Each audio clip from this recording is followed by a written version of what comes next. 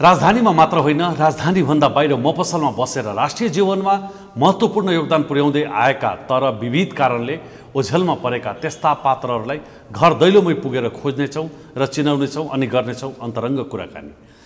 यसै क्रममा आज हामी दाङको तुलसीपुरमा पुगेका छौँ र हामीसँग हुनुहुन्छ समाजसेवी दिल्ली बहादुर बस्नेत।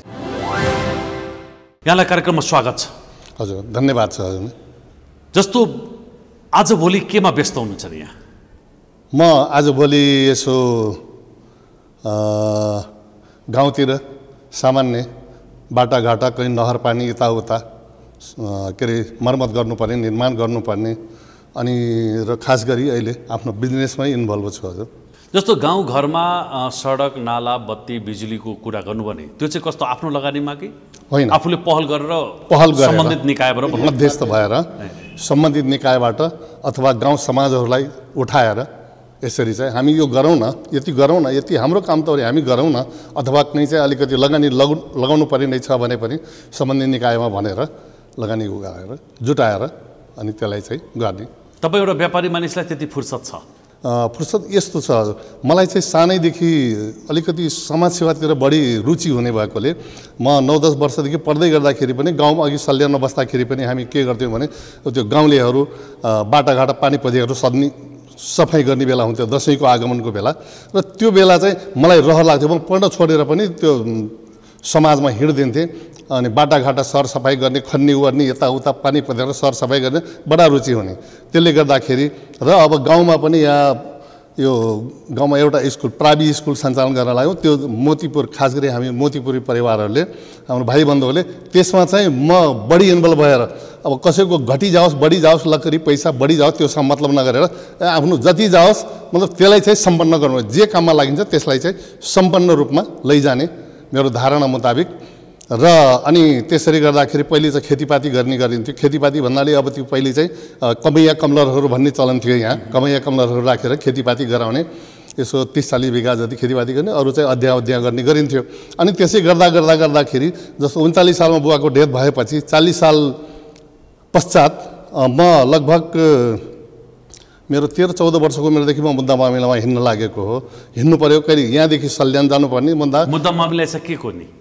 मुद्दा मामिला चाहिँ यसो बुवाले चाहिँ अलि लगानी पनि गर्नुहुन्थ्यो गाउँघरमा को सल्यानको त्यो व्यापारीहरूलाई। अब त्यो लगानी गर्ने उसले चाहिँ भनेको बेला वर्ष दिनको भाका राख्ने, सस्तो ब्याजमा दिने, 100 को 10 वर्षको। अनि त्यो उसले भनेको बेला दिएन भने उसलाई चाहिँ सिधा मुद्दा हालिहाल्ने हो, अदालतमा गएर मुद्दा दिने हो। अनि त्यो तारिक बोक्नुपर्ने मैले हो, फेरि तैँले बोक्नुपर्छ, यो कसलाई वारिस गराउने, भोलि तैँलाई चाहिने हो भनेर पनि भाइ चाहिँ सानो थियो। अनि त्यसले गर्दाखेरि तिनी मुद्दाहरू पछि चाहिँ 23-24 सालदेखि चाहिँ जग्गा जमिनका मुद्दाहरू पनि चल्न लाग्यो धेरै। भूमि सुधार दाङमै जग्गा खिचोला सम्बन्धी, त्यस पछाडि मोही निष्कासन सम्बन्धी विभिन्न कुराले गर्दाखेरि म सल्यानमा पनि स्कुलमा नाम लेखाएको हुन्थेँ, यहाँ पनि नाम लेखाएको हुन्थेँ मैले। तर सल्यानको तारिकको बेला सल्यान गयो अनि दाङको तारिक नपर्दासम्म सल्यानकै स्कुलमा हाजिरी गराएर पढ्ने जे परिन्थ्यो 2-4 दिन, हप्ता 10 दिन।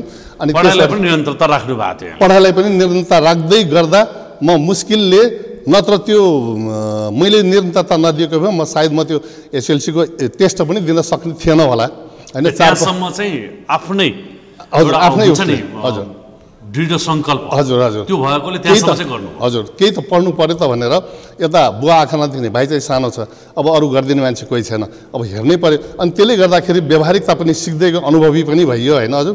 अनि त्यसरी गर्दा सल्यानमा पनि नाम लेखाएको छु, दाङमा पनि नाम लेखाएको छु स्कुलमा। अब घरैको तारिकको बेला भयो भने यहाँ आउने, तारिक ल्याउने, अनि चाहिँ सल्यानको तारिक ल्याउँदासम्म फेरि यहाँको स्कुलमा पढ्ने। त्यसरी गरेर मैले एसएलसीको टेस्टसम्म म पुगेँ सल्यानको हाई स्कुलमा। त्यो बेला चाहिँ के अरे मरिचमान सिंह श्रेष्ठ हेडमास्टर हुनुहुन्थ्यो त्यो बेला, पूर्व प्रधानमन्त्री। त्यो बेला सल्यानमा 2 जना व्यक्ति मात्र हुनुहुन्थ्यो बिए पास गरेको, एकजना मक्खन श्रेष्ठ, एकजना मरिचमान सिंह श्रेष्ठ। 6 देखि 10थसम्म उहाँको उसमा मैले पढेको हुँ। यसो भन्दा हुन्छ त्यसो भए हजुर, यहाँलाई बाल्यकालदेखि नै सामाजिक कामहरूमा चाहिँ खुब रहर लाग्ने? एकदम जागरुक, एकदम रहर लाग्ने। हजुर, कसैले बोलाउनै पर्थेन, रहर लाग्ने, एकदम दौडिहाल्ने त्यता। त्यस्तै गर्दा पनि अब यहाँ यहाँ पनि गाउँघरमा पनि बाटाघाटा होस्, नयाँ ठाउँमा बाटा खोल्ने होस् अथवा चाहिँ कहीँ कुला नाला बनाउने, अलिकति व्यवस्थित कहीँ सरसफाइ गर्ने होस्, यस्ता यस्ता केही न केही भए पनि 2-4 जना 400 जना सुन्नु मात्रै पर्यो होइन, दिल्लीबहादुर बस्नेतले पुगिहाल्ने। हजुर हजुर हजुर हजुर त्यस्तो यो भयो यहाँको समाजप्रतिको एउटा चेतना त नभनौँ, इच्छा समाजमा केही गरिहालौँ, कसैले सरसफाइ गरेर चाहिँ चट्ट गएर आफैले पनि कुचो सुचो बोकेर सरसफाइ गर्ने, त्यो एउटा राम्रो हो। त्यो युवा अवस्थामा चाहिँ यहाँको झुकाउ कता रह्यो? बिजनेसमा, राजनीतिमा, शिक्षकतर्फ, कतातिर रह्यो? मेरो शिक्षातर्फ त रहँदै रहेन, किनभने मलाई व्यवहारले दाबिसक्यो। व्यवहारले दाबिसकेपछि मैले आफ्नो व्यवहारलाई त मतलब अठ्याउनु पर्यो, चाहिने त घर गृहस्थी नै हो। त्यसले गर्दाखेरि व्यवहारलाई पनि सम्हाल्दै र राजनीतितिर मेरो पटक्कै रुचि रहेन। तर यो गएको 2-3 वर्ष यतातिर सबै साथीहरूले, शरद बाबुहरू जस्तोले सबै ल अङ्कल जस्तो मान्छे आउनुपर्छ भनेर पार्टीको उसमा चाहिँ मलाई पार्टीमा महासमितिसम्म पुर्याइदिनु भयो, यहाँहरू सबै मिलेर होइन। तर पनि अब त्यो त्यहाँसम्म त पुर्याइदिनु भयो, मेरो सक्रियता भनेको बिल्कुलै छैन फेरि पार्टीमा। किनभने यो के हुँदो रहेछ भन्दाखेरि त्यो आफ्नो पनि पराई हुँदो रहेछ, त्यसमा चिड्दिने रहेछ। अनि पराईलाई चाहिँ आफ्नो गराउन पनि फेरि उसले सितिमिति विश्वास नगरी आफूले पनि उसलाई विश्वास गर्न नसकेन, अनि त्यसले गर्दाखेरि कोही पनि आफ्नो नहुने रहेछ।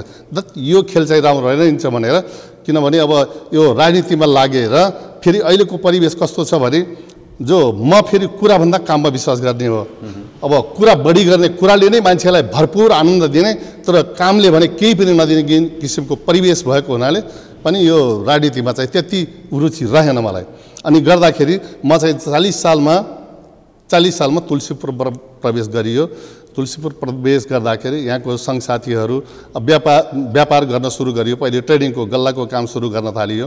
गर्दै गर्दा मैले 47 सालतिरबाट मैले एउटा सानो भए पनि मिल स्थापना गरौँ भनेर, स्थायित्व किसिमको हुन्छ भनेर त्यता लागियो।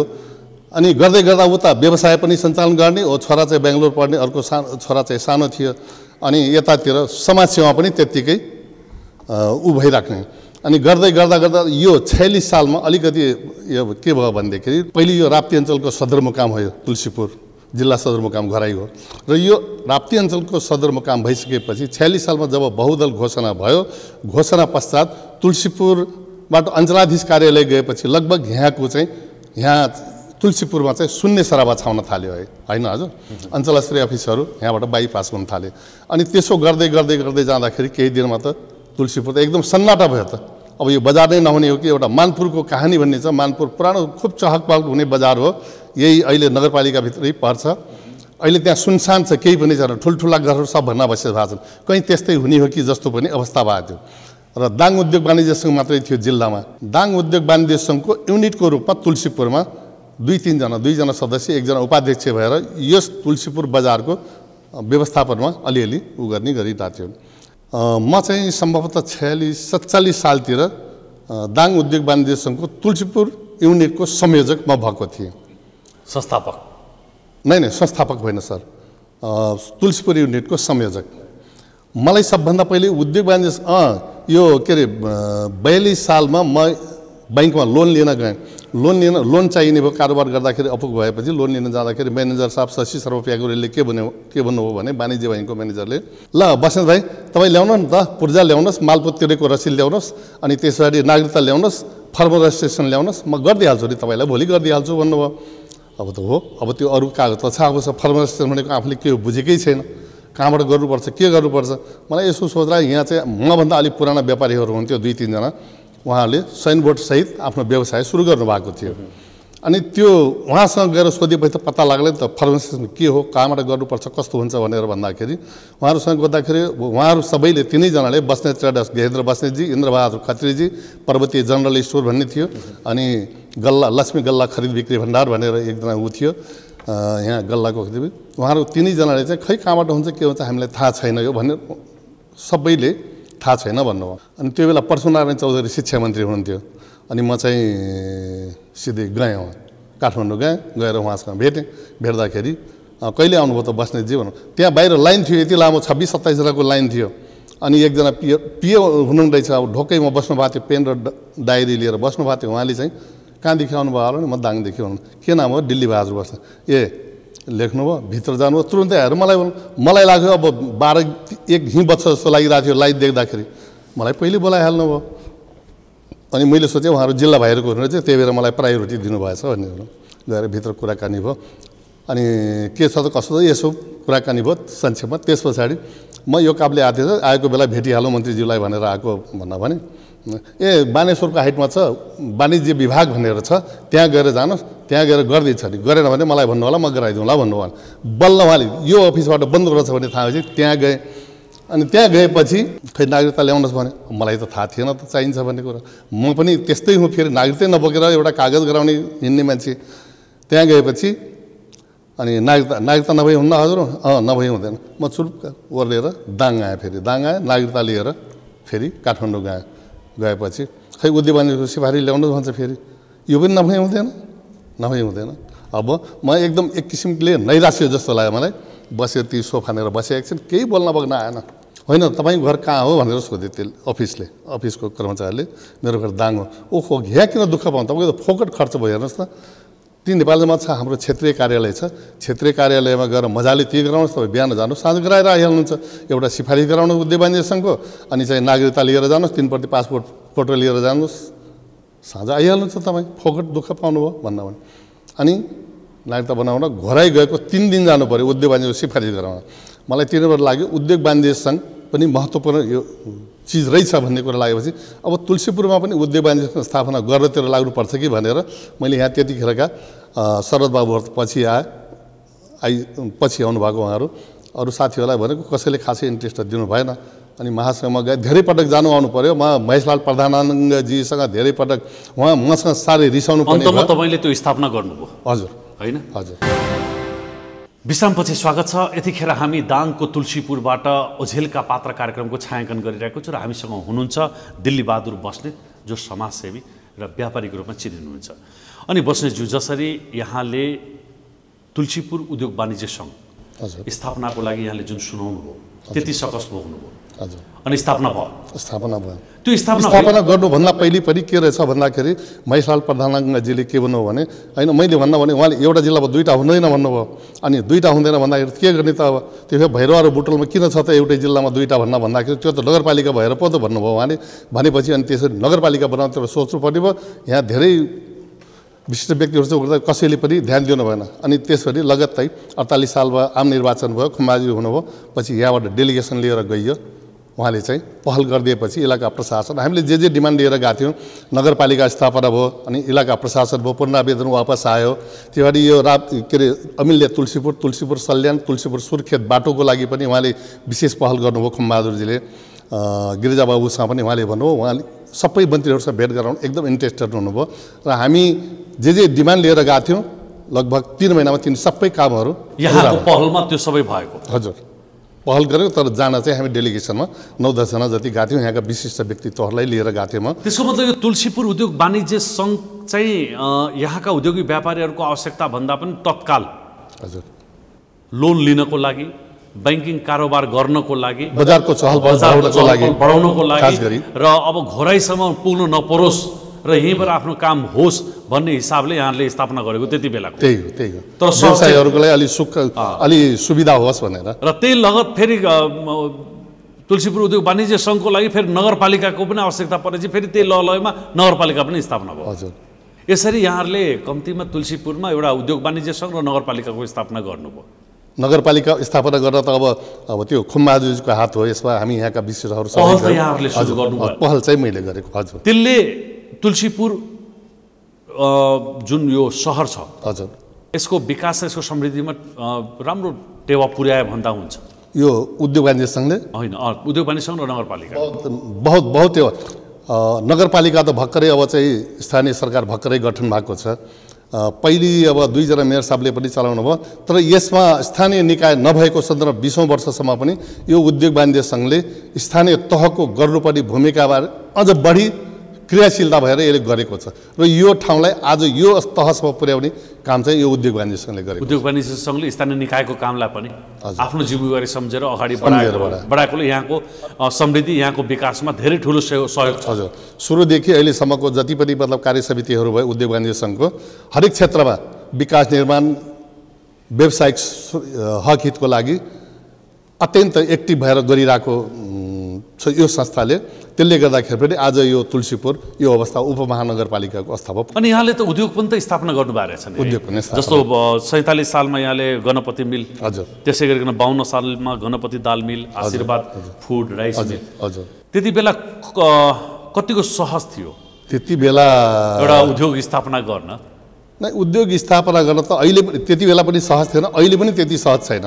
जति पनि नेपालका व्यवसायीहरू भनौँ न, मतलब यहाँको कुनै पनि ट्रेडिङ व्यवसाय होस् चाहे औद्योगिक व्यवसाय गर्ने व्यक्तिहरू होस्, उनीहरूलाई राज्य पक्षबाट जुन हुनुपर्ने सुविधा सहुलियत हो नि त्यो हुन सकेको छैन। जति पनि गरेको छ निजी क्षेत्रले आफ्नो बाहुबलले आफ्नो मेहनतले दुःख कष्ट सहेर स्थापना गरेको छ। त्यो राष्ट्रिय स्तरदेखि स्थानीय स्तरसम्मको व्यवसायहरूमा त्यही हुँदछ। मतलब त्यो राज्य यस्तो अनुदारवादी किन होस् राज्य? राज्यले त व्यापारी उद्योगपतिहरूलाई हेर्ने दृष्टिकोणै फरक छ नि, थाहा छ? फरक त हुनुपर्ने नै जस्तो होइन, राम्रो दृष्टिकोणले हेर्दैन नि, हेर्दैन हो? किन होला? यसमा व्यापारीहरू उद्योगीहरूको दोष छ या भने राज्य सञ्चालन राज्य सञ्चालनको संयन्त्र नै यो नीति नियम नै मतलब नमिलेको हो कि देशको विकास र निर्माणमा औद्योगिक क्षेत्र व्यावसायिक क्षेत्र पनि एउटा राज्यको आर्थिक मेरुदण्ड प्रमुख मेरुदण्डको रूपमा हो र यसलाई हामीले संरक्षण सम्वर्धन गर्नुपर्छ, यसलाई टेवा दिनुपर्छ भन्ने किसिमको राज्य समृद्ध संयन्त्रबाट त्यस्तो नीतिहरू नबनेको जस्तो लाग्छ। अहिलेसम्म यहाँले त्यो अनुभूति गर्नुभएको छैन? हजुर, बिल्कुल जे गर्नुभएको छ आफ्नै बाहुबलले चाहे विद्युतको लाइन लिने होस्, चाहे अफिसहरूबाट कहीँबाट प्रमाणपत्रहरू केही लाइसेन्सहरू दर्ता गर्नुपर्ने होस्, एकदम निजी क्षेत्र आफ्नो बलबुताले मरिमेटेर गर्नुपर्छ। धेरै सकस धेरै अप्ठ्याराहरू भोगेर गर्नु परिरहेको अवस्था छ। यदि राज्य उदार भएको भए हजुर नेपालको औद्योगिक कल कारखाना र उद्योगको अवस्था अझै राम्रो हुने थियो, धेरै राम्रो हुन्थ्यो नि, जसले यो देश त धेरै समृद्ध भइसक्ने थियो नि। यो नबुझेको हो या बुझेर पनि बुझ पचाएको? त्यो चाहिँ अब त्यो राज्य यहाँ त लामो समयदेखिको अनुभव छ नि, उद्योग सञ्चालन गरिसकेपछि कति पटक जानुभयो होला, कति पटक गुहार्नुभयो होला अनेकौँ सेवा सुविधाहरूको लागि। नै बुझेर नबुझ्या हो कि जस्तो लाग्छ मलाई, बुझ पचाएको। किनभने अब केन्द्र लेभलसम्म पोलिटिक्स गर्ने व्यक्तित्वहरूले यो कुरा बुझ्नु भएको छैन भने, किनभने व्यवसायीहरू पनि हुनुहुन्छ त्यहाँ पोलिटिक्समा, उहाँले नबुझेको त भनौँ भने, तर बुझेर पनि नबुझ्या हो कि होइन? अब त्यो अलि जस्तो भारतमा के अरे भारतमा उसले चाहिँ जाँदा खालि चाहिँ मतलब विदेशबाट गएर ठुल्ठुलो पुँजीपतिहरूलाई ल्याएर ल म यहाँ यति जग्गा उपलब्ध गराउँछु, के गराउँछु, तिमीलाई विद्युत सुविधा दिन्छु, यति लोन दिन्छु, या दिन्छु भनेर उसले ठुल्ठुला करकालहरू लगाउँछ। यहाँ चाहिँ त्यो छैन। यो प्रोसेसिङ जोनहरू भन्छ नि, इकोनोमिकल प्रोसेसिङ जोनहरू भन्छ होइन? त्यस्तै यहाँ पनि गर्न सक्थ्यो भन्ने यहाँको भनाइ। विश्रामपछि स्वागत छ र हामी दाङको तुलसीपुरबाट ओझेलका पात्र कार्यक्रमको छायाङ्कन गरिरहेका छौँ र आज हामीसँग हुनुहुन्छ दाङका उद्योगी र समाजसेवी दिलीबहादुर बस्नेत। त्यसो भए राज्यको अनुदारवादी सोचको बावजुद पनि उद्योगी व्यवसायीहरूको आफ्नै बाहुबली आफ्नै ताकत ल्याकतले यो अहिले नेपालमा यो अवस्थामा उद्योग र व्यवसायलाई पुर्याएको छ। र फेरि यो आफै यो एउटा उद्योगी या एउटा व्यापार गर्नु नेपालमा आफै चुनौतीपूर्ण कार्य हो। त्यसमाथि यहाँ समाजसेवा पनि गर्नुहुन्छ, समय चाहिँ कसरी मिलाउनुहुन्छ? समय चाहिँ अब त्यो यो बेला यति गर्छु, यो टाइममा यो गर्छु, यो टाइममा यो गर्छु भनेर म्यानेजमेन्ट गर्यो भने त मिलिहाल्छ नि। अब कमाउने बेलामा तपाईँ गएर समाजमा गएर बसेर त्यो काम गरिदिनुहुन्छ? नै, हुँदैन, कचकच हुँदैन। सब अब यसको यही हो काम, यो जम्मै यताउता हिँड्नु, यसको मन लागेको बेला हामीले केही भन्न हुँदैन। जाँदा गरेछ यसले जे गरेछ ठिक गरेछ भन्न भन्छन्। कसैले चालु छोरा श्रीमतीहरू कसैले डिस्टर्ब गर्दैन, उनीहरू बुझिसक्छ। जस्तो समाजसेवामा त फेरि एउटा धनले हुन्छ एउटा मनले हुन्छ, यहाँले चाहिँ कसरी, धनले कि मनले? अब अलिअलि आर्थिक पनि कहीँ अब आर्थिक पनि सहयोग गर्नुपर्ने हुन्छ, कोही चाहिँ मनले समयले पनि हुन्छ, भौतिक उपस्थिति कहीँ चाहिँ अब त्यो कोही कसैलाई भनेर सबलाई जुटाएर यस्तो गरौँ न यहाँ यस्तो गरौँ न भनेर पनि हुनसक्छ, कहीँ चाहिँ अलिअलि धन पनि सहयोग गर्नुपर्ने हुन्छ। अब त्यस्तै गरी मैले अब यो पहिले त यो उद्योग वाणिज्य स्थापना गरेँ, त्योभन्दा पहिले चाहिँ सबै मित्रहरू लागेर चाहिँ नगरपालिका स्थापना गर्यो, अरू अफिसहरू पनि आए। त्यसको साथै एउटा मलाई फेरि बन्धुहरूले चाहिँ एउटा खप्तरी बजेट संस्था ल तैँले गर्नुपर्छ भनेर 63 सालदेखि त्यहाँ पनि गरेको छु। अहिले त्यसको पनि करोडौँको प्रपर्टी भएको छ। त्यतिखेर त भाइ बन्धुहरू सबलाई भनेर 10,000 5,000 20,000 गरेर गरेँ, अहिले त्यो करोडौँको प्रपर्टी भएको छ। त्यस्तै गरी अब 2066 सालतिर केही हाम्रो पूर्व मन्त्री प्रेमबहादुर भण्डारीजी आउनुभयो, सन्तोष राईजी आउनुभयो, उहाँहरू आएर ल हामीले बैङ्क खोल्ने सोचले आएको छौँ, बैङ्क खोल्नु पऱ्यो भनेर पछि यहाँको व्यवसायहरूलाई पनि मैले जुटाइदिएँ। राप्तीभेरी विकास बैङ्क लिमिटेड भनेर पनि खोलियो, त्यो पनि अहिले त ज्योति विकास बैङ्कमा मर्ज भएको छ त्यो। यस्तै यस्तै गरेर सङ्घ संस्थाहरू गठन गर्ने, त्यसलाई अलिकति इन्डिङमा पनि पुर्याउने। अब त्यसैमा समय पनि सधैँभरि पैसै लगाउनुपर्छ भन्ने पनि छैन र कहिलेकाहीँ पैसा पनि अलिअलि लगाउनै पर्छ।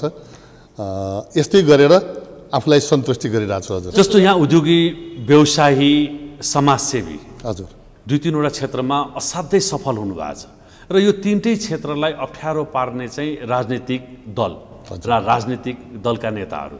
अनि यहाँलाई कहिले पनि भएन यही क्षेत्रमा अब प्रवेश गरेर अब यही क्षेत्र पनि सुधार्ने, यो क्षेत्र सुधेपछि समाजसेवा पनि सुध्रिन्छ, उद्योगिक व्यवसायको अवस्था पनि सुध्रिन्छ, नगरको व्यवस्था पनि सुध्रिन्छ भन्ने कहिले लाग्यो कि लागेन? राजनीतिक क्षेत्र त्यस्तो मलाई लागेन। हजुर, राजनीतितिर मलाई त्यस्तो खास इन्ट्रेस्टै लागेन। मलाई विरक्त लागेर हो या नजा नै, त्यो जति समाजसेवामा जति आनन्द आउँछ नि हजुर, त्यो राजनीतिक क्षेत्रमा लाग्दाखेरि मैले अघि नै भने नि हजुर, यो आफन्तहरू सब पराई हुँदो रहेछ, पराईहरूलाई आफन्त गराउन धेरै टाइम लाग्ने, फेरि अनि आफूसँग कोही पनि नहुने हुँदो रहेछ क्या राजनीतिमा। हजुर, राजनीतिमा अब त्यसमा अब के भने अब पैसा बगाउन सक्नुपर्ने भयो, पैसा बगाउनलाई भ्रष्टाचार गर्नु पर्यो, भ्रष्टाचार गर्नुपर्ने स्थानमा प्रवेशै नगर्यो, छुट्टी आनन्द क्लियर सबभन्दा।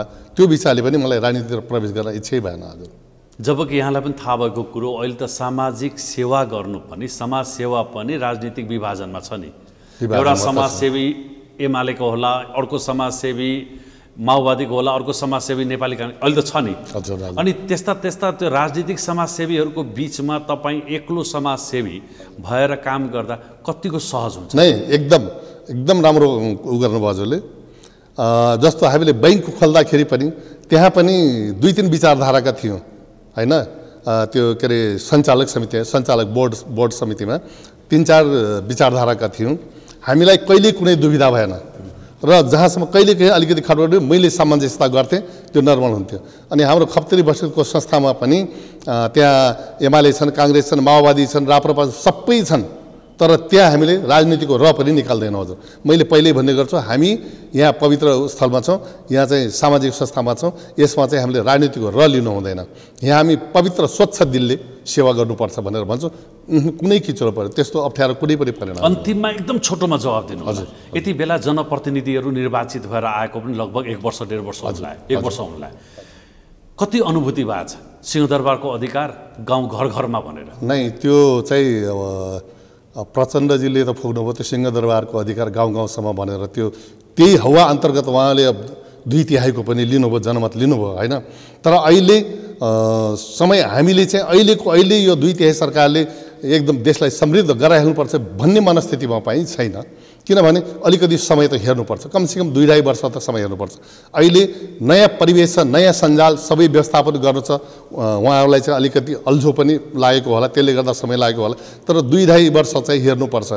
कसरी लैजाने हो देशलाई, त्यो समय त हेर्नै पर्छ। हजुर, केही समय अहिले मतलब नकारात्मक कुरा गरिहाल्नु पर्ने जस्तो हतार गर्नु भएन। हजुर, हस् दिल्ली बहादुर बस्नेतज्यू, तपाईँ हाम्रो स्टुडियोसम्म आएर हिजो आज विशेष गरिकन तुलसीपुरको अवस्थाको बारेमा जानकारी गराइदिनु भयो, त्यसको लागि यहाँलाई धेरै धेरै धन्यवाद छ। धन्यवाद छ हजुर। मेरो तर्फबाट पनि, विशेष गरेर मेरो तर्फबाट पनि अब यो एभिन्युजको चाहिँ केन्द्रीय ब्युरो अन्तर्गत चाहिँ यहाँ पाल्नु भएर हामी ओझेलका पात्र भन्ने शीर्षकको एउटा कार्यक्रममा हामीलाई आफ्ना अभिव्यक्तिहरू ओझेलमा परेका मान्छेहरूलाई चाहिँ यसो फोकस गर्ने किसिमले चाहिँ यहाँले जुन कार्यक्रम ल्याउनु भएको छ, सहरप्रति धेरै धेरै यो एभिन्युज टिमप्रति धेरै धेरै हार्दिकता साथ नमस्कार गर्दछु। साथै त्यसको साथसाथै मलाई अलिकति यो भूमिका मिलाइदिने हाम्रो शरद रेग्मीलाई पनि म धन्यवाद दिन चाहन्छु। हस्, धन्यवाद। हस्, धन्यवाद। तुलसीपुर उद्योग वाणिज्य सङ्घको सभा कक्षमा छायाङ्कन गरिएको अन्तर्क्रियामूलक कार्यक्रम ओझेलका पात्रको समय सकिएको छ।